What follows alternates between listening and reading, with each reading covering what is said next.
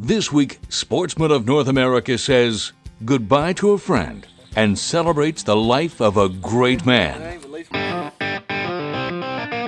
Get ready.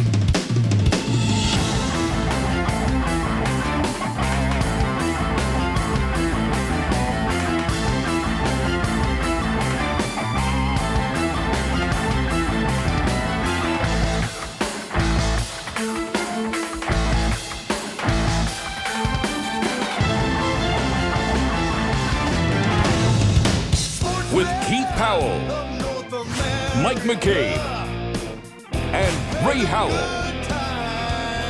Get ready for Sportsman of North America. You're taken to the outdoors. This segment is brought to you by Downwind Sense. There are special people in all our lives. People who live to a higher standard and positively impact those they are around. And Bob Powell was that type of man. You know, my dad was a huge influence on my life in the hunting world. He actually got me started hunting at a very young age. He loved the outdoors, and I'm glad. I'm so thankful that he did, because at a very young age I got to experience the outdoors, and it truly changed my life and become a passion of mine. And I'm very thankful that he did that he had the passion, he loved the outdoors, and passed it down to me. My dad and I were pretty much hunting buddies. You know, when I got older, he took me to Colorado when I was 18 years old for my first trip, and he and his brothers and his father and their friends had been going to Colorado since the 60s and the 70s. And it was an annual trip that they did, and they stayed in tent camps, and you know, it was just a lot of good memories, and I got to wait at the front door for him to come home every year and run out when I see him and try to figure out how big of a buck he got. And you know, it was neat to be a young man and get to experience Dad coming home from the mountains, and so I was excited when I got to go on my first trip at 18. And I remember telling my dad that someday that's what I want to do. Someday I want to make hunting DVDs. That's what I want to do. And I think in 2007, when we started filming and made our first DVD, I think it was a real neat time for me and my dad, because it's something I had talked about for years and years, and something that he got to see me do, knowing that this is my passion, something that I wanted to do. So I think it was just as exciting for him as it was for me, and it was neat for him to be around, experience that time with me, that I got to live my dream, I guess you might say. I started living my dream, and he was there to share it with me. You know, in December 2010, I was on a mule deer hunt, and one of our favorite stops of Earl Calhoun, the Delaware Mountains, and my dad, he wasn't with me this time. He wasn't feeling good. He didn't feel like going hunting, and that was in October. But fast forward to December, and I was at Delaware Mountains on my mule deer hunt, and that's the year I killed my biggest mule deer out there.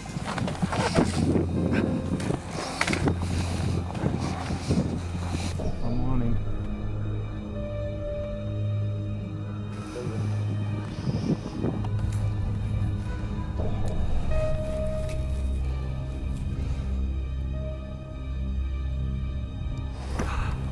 That's the does. The buck's to the right. There he is, okay.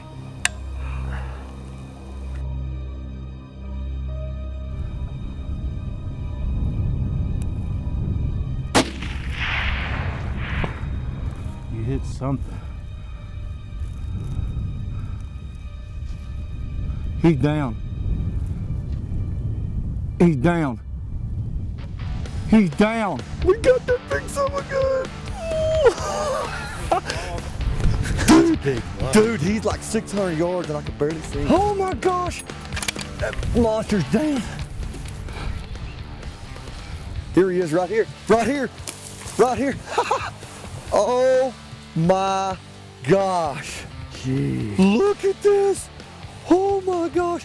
The day that I actually took the animal, earlier that day, I got a phone call from my sister saying that Dad was going to the hospital, that they were going to just go in for a routine heart catheter and you know, check his arteries and stuff because there's something wasn't right. So luckily that night you know, I got to harvest that animal, and I was driving home the next day. I was talking to Dad in the, he was in the hospital room, and I was telling him about the deer, and I was happy, and it was a neat deer, and I was talking to Dad about it, and I was having some problems with my trailer, and he was, you know, walking me through what I needed to do and how to put a Band-Aid on it with some bubble gum and some duct tape to get me home. I mean, it's just the way he was.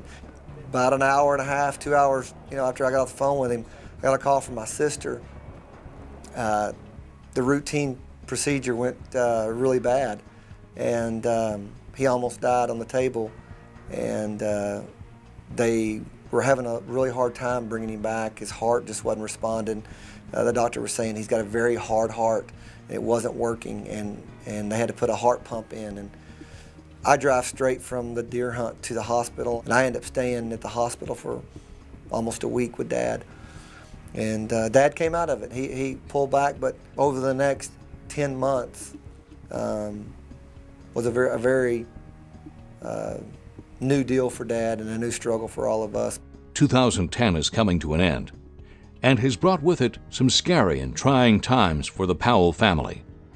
Sportsman of North America is brought to you by Hard Rifles, Hunter's Safety System, MyPatriotSupply.com, Kicking Bear, Sportsman's Hunting Gear, Scentlock, Boss Buck, Downwind Scents, World Series of Whitetails, Diamond Archery, Gaddis and Gaddis, and Can Cooker. Sportsman of North America Hunting Club is the only online hunting community that gives away a hunt each and every week to our members. If you want to go on one of these exciting hunts, it's only a mouse click away at www.sportsmanna.com. Welcome back.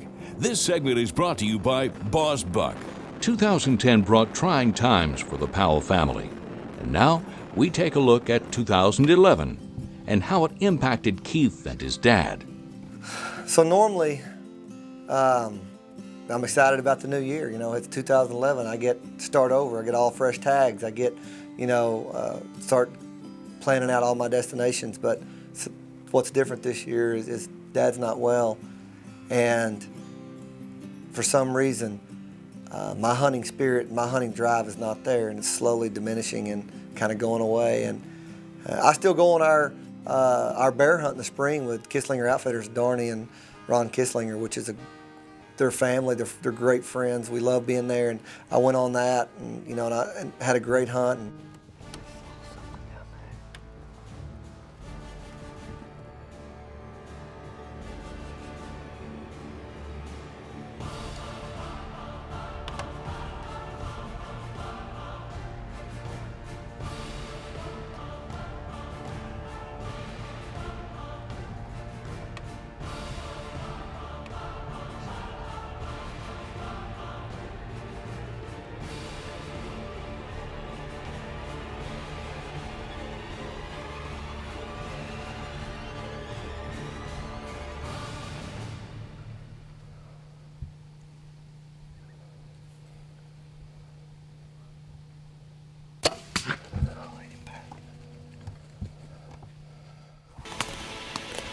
There he is right there. Here he is right here. Hey guys, he's over here. Oh my gosh. I cannot believe we stumbled on this bear. Oh, look at this bear. as it got closer to, you know, the hunting season, September rolled around, and I had a moose hunt scheduled and some elk hunts and some other stuff. And I went on the moose hunt in September, but in Canada, and we drove, and it was going to be I went on 2 back-to-back moose hunts, and I was going to be gone a long time, and I was gone a long time. And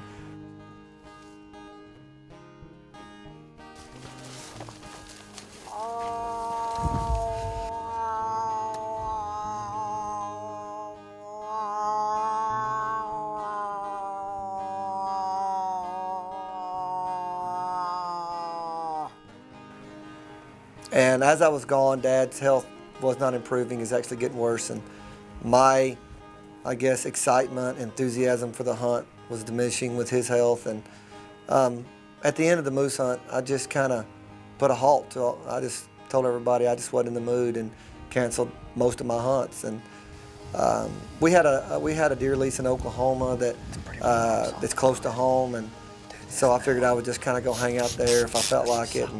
And we had some trail cam photos of some good deer, and I don't know, we had a deer that we were patterned with there every day, and a really nice deer.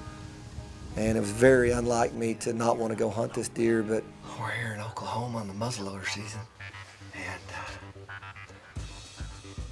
I can tell you one thing from the camera pictures. In a perfect world, we'd shoot a 190-inch typical 8-point. One thing's for sure, there's not much rutting going on yet. It just, I don't know, it just changed. I just didn't feel like being out there anymore. My hunting partner, my hunting buddy was not with me. He was home. Not that he wasn't with me, but he wasn't with me in spirit, it's not the same. On November the 7th, he had surgery to go in and do an ablation on his heart to try to pinpoint the bad spots, the electrical currents in his lower chamber of his heart, to try to get those to quit misfiring because they were causing him so many problems. Unfortunately, his heart couldn't take it, and he didn't make it out of the surgery. Welcome back. This segment is brought to you by Can Cooker. Join us now as we continue our tribute and learn a bit more about a special outdoorsman to us here at Sportsman of North America. Dad had always taken me around and taken me to Colorado and been the one behind what we were doing. And when I started traveling and doing more hunting, it was great for me. I felt like I could give back. I felt like I could actually take Dad. I think that Keith was in kind of like the give back phase of his life. Bob had taken him so many places growing up and done so much with him in the outdoors, and Keith is at that place in his life where he wants to return the favor. He wants to take Dad hunting. Dad was a very conservative guy.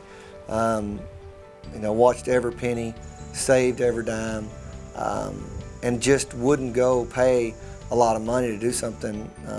He would just do without. So when I started traveling and doing some of the hunts, and he got to do some of the mule deer hunts and the antelope hunts that he's never been able to do, and it was neat. For me, I got to give back, and I got to see him live some of his dreams of doing some of the hunts he wanted to that he wouldn't buy. So it was real rewarding for me. Well, here we are, opening day, muzzle loading, Kansas. We're hunting with Little Walnut Outfitters. And I'm grateful that we have these to look back on. I'm glad that we've got these hunts that we filmed to him, and he went with us for me to go back now that he's gone. And I can look back at just a couple of years ago and remember how much fun we had together, and the cameras capturing what we've actually done all of our life, but it was there, the camera was there to capture us having fun and doing what we've always done. Yeah, baby. That's a good one right there. All right, Dad. That's a good deer. Right there, we got him. Awesome job. One of my better mule deers. I've hunted in Colorado a lot, but I'll tell you what, there's no, these West Texas they're okay. Congratulations. Thanks. Awesome. Thanks for the hunt. Thanks for Sportsman of North America being here. Everything I knew about Bob Powell was that he was very passionate about the outdoors and getting his kids and grandkids into the outdoors and involved. Just listening to Keith Powell talk about their experiences growing up and the things that they got to share together. From that point on, me and Dad, we pretty much hunted together all the time. We were hunting buddies. He was my hunting buddy. I didn't have friends that liked to hunt as much as I did. I'm from the city, and nobody liked to be out in the outdoors as much as I did, but my dad. And so we got to do a lot of hunting over the years, and we were hunting buddies.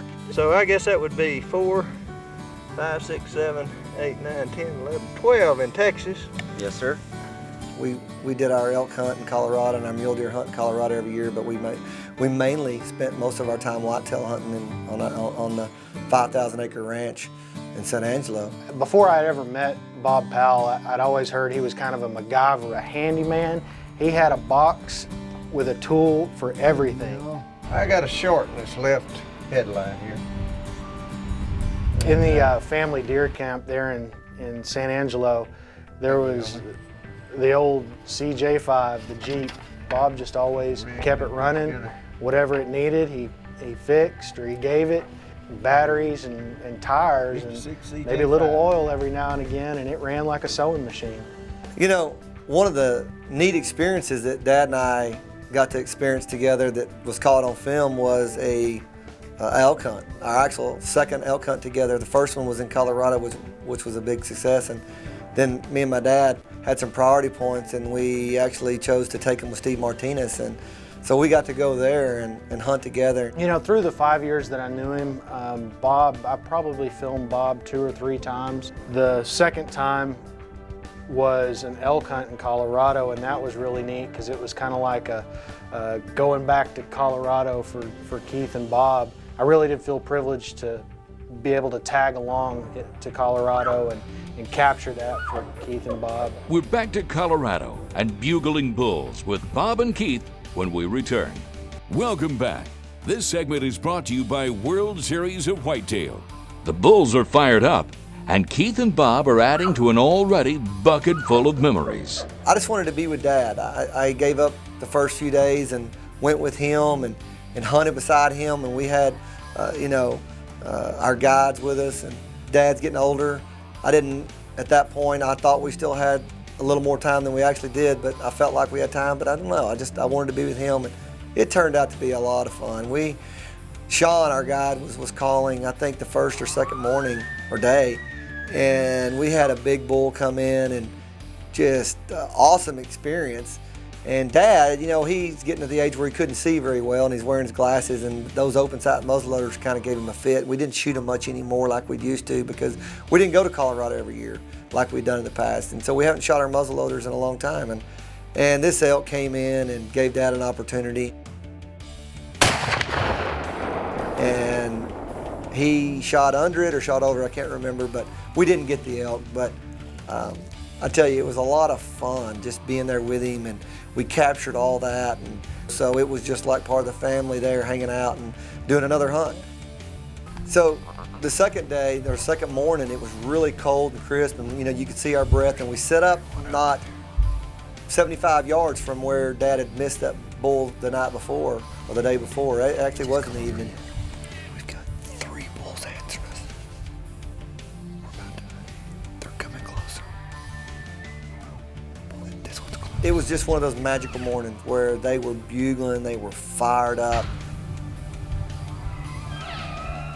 And we were calling, and we were in this pinch point where these 2 mountains just pulled off into this bottom, and we were set up perfect. And we actually called in several bulls and a crazy horn bull that we didn't shoot, but it was just awesome. I mean, it was great. We didn't see the bull we wanted, but it was a good hunt. And the third day, we're in the same spot. We're just having a lot of activity right there in this one area. And we get there right at daylight, and Sean lets out a cow call, and we hear the bulls on the neighboring property not 50 yards away. So we make our way to the fence line, and it's real neat because we kind of get caught. We're on the way up. He was closer than we thought to the fence, and we have to react and just stand behind a tree.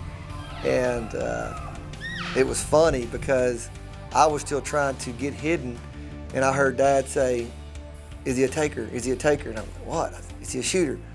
I don't know what he's talking about. So I look up, and there is the biggest 6x6 that we've seen, an awesome elk 50 yards away, but he's 4 steps on the other side of the property. But unfortunately, he didn't step across the fence like he's done every day for the last month. What a great hunt. Great memories for us, and great memories for me, especially for the rest of my life, and a hugely successful time with my dad, and memories that can't be replaced. Bob was a dedicated family man to his kids, his grandchildren, his wife. served his country in the Navy, had a passion for the outdoors, and just an all-around great guy. Bob was a guy that the world certainly needs more of, and I feel privileged and fortunate, and in some ways a better person for having known him. He was an amazing man, pretty much could do anything. He was a true one-of-a-kind type person that could do anything. As I'm an adult now, and trying to do the things that he did and trying to reflect on the stuff that he did, it's just amazing. As a young kid, you think, hey, my dad hung the moon. But as an adult and living on my own, that's when you really realize just how special, a person he is. So Bob, big salute to you. My hat's off to you. Well done, and God willing, I'll see you on the happy hunting ground someday. I feel like God wanted to honor Dad. He's one of the good guys and said, you suffered enough, I'm going to bring you home. While it's hard for us, it's not what we wanted, but the alternative to see him actually get worse, possibly lungs fail and all the stuff that was inevitable. I think God's timing is always right. Thanks for watching Sportsman of North America. Go to www.sportsmanna.com to catch all the episodes you missed.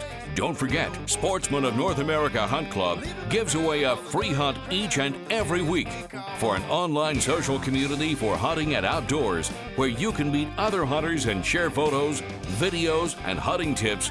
SportsmanNA.com is the new destination for you.